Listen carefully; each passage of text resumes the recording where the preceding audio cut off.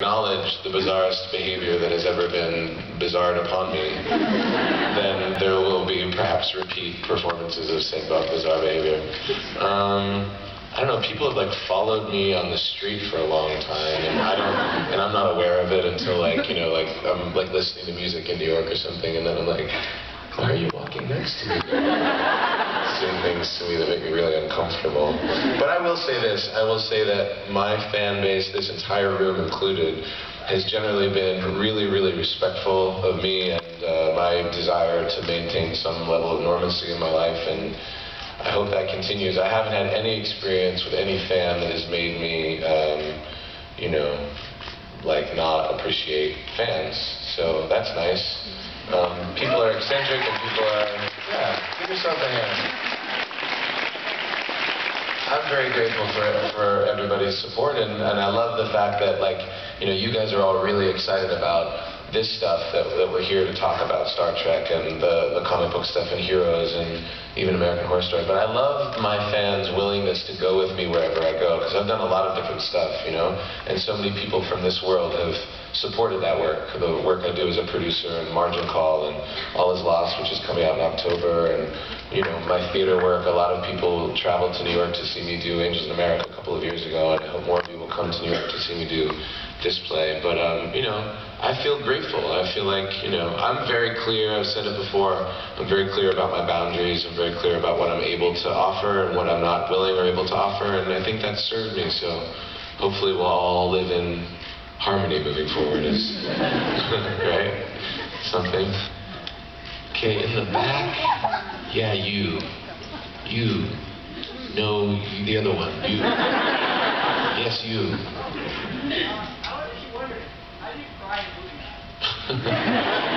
You get sad, buddy. You get sad. What do I think of? Wouldn't you like to know?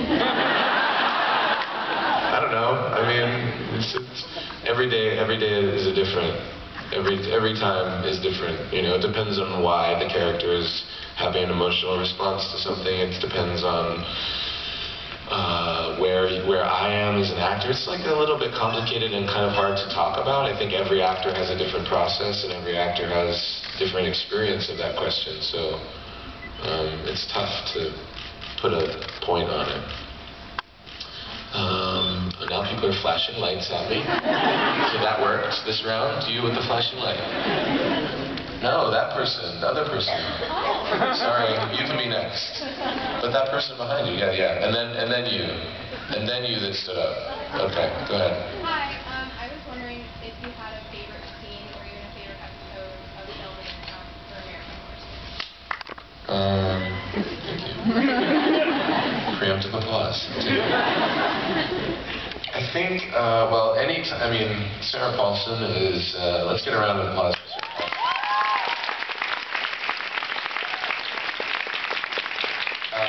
I love working with Sarah, and we got to do so much twisted, disgusting, amazing stuff together this season that I would say pretty much all of it was fun.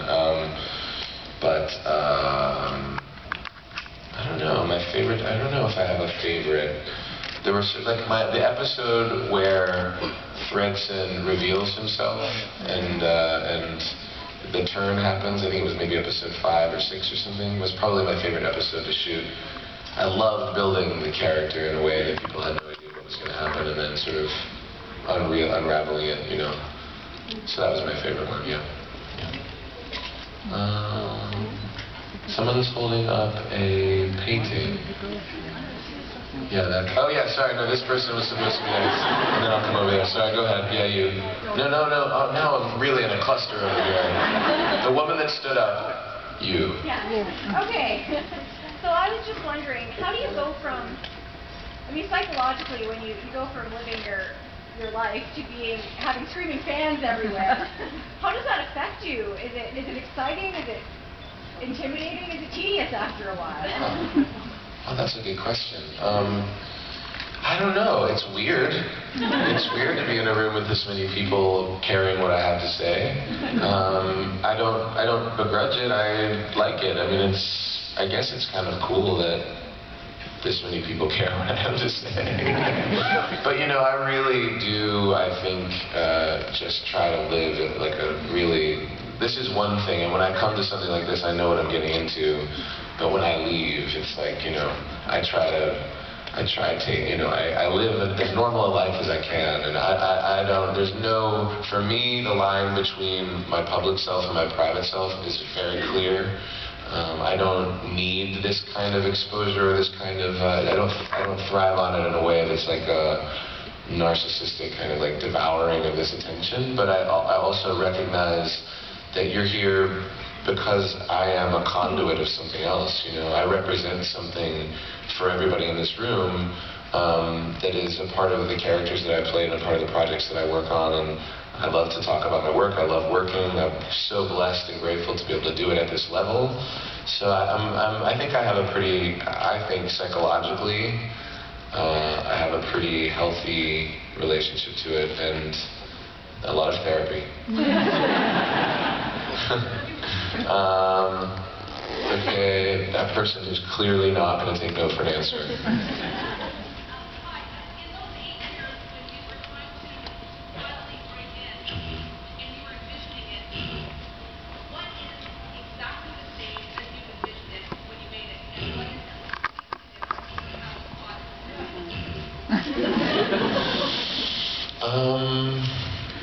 I would say pretty much nothing is how I envisioned it past, like when I got out of school and I moved to Los Angeles, I had very specific goals that I set for myself, which were to get jobs, right? Like when I got Heroes, I said to my agents,